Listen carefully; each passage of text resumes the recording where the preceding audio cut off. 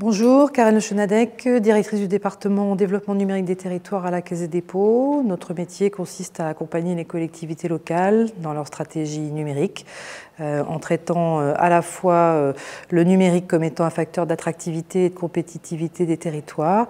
Et donc nous travaillons sur les sujets de développement d'infrastructures numériques, de services numériques et des usages qui permet de traiter l'ensemble de la problématique numérique au service du développement territorial. Quelques exemples concrets ? Quelques exemples, une intervention depuis 12 ans maintenant dans les réseaux d'initiatives publiques, puisque la Caisse des dépôts, après avoir accompagné 90 collectivités, a investi dans 33 de ces réseaux et accompagne le développement de ces réseaux qui ont vocation à mettre en place des réseaux de collecte sur l'ensemble du territoire concerné. Quelques chiffres ? Quelques chiffres, un investissement de 110 millions d'euros qui correspond en fait à un effet de levier de plus d'1 milliard sur ces territoires qui sont dotés aujourd'hui de réseaux d'initiatives publiques. Qu'est-ce qui vous a plu aujourd'hui dans cette journée des États généraux des RIP à Deauville ?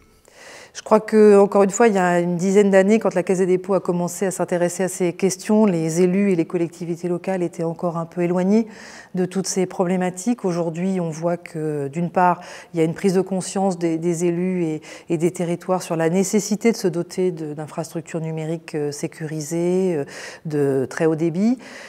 Donc une prise de conscience qui se révèle encore plus importante aujourd'hui au moment où on bascule dans les problématiques de fibre optique et de couverture en très haut débit maintenant.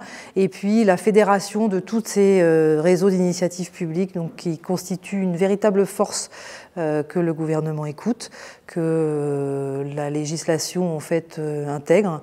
Donc voilà, une avancée en fait forte puisque les réseaux d'initiatives publiques se syndiquent, se mutualisent et une véritable force pour accompagner le développement du très haut débit. Alors justement, quels sont vos critères de décision à la fois pour les mutualisations et aussi pour vos initiatives d'investissement ? Alors nos critères, en fait, c'est deux types d'interventions différents. Une, encore une fois, qui vise à développer, incuber, accompagner la réflexion pour que le numérique se généralise dans les usages de nos concitoyens, dans les entreprises. Donc on essaye de faire partager toutes les bonnes pratiques qu'on voit sur les territoires, les faire partager à l'ensemble des collectivités locales.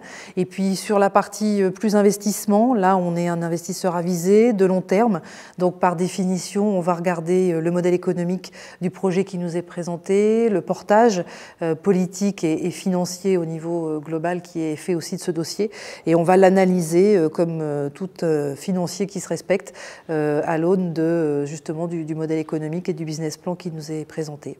Une journée comme celle-ci, elle est importante pour vous, à quel titre ? Elle est importante parce qu'on est à un virage.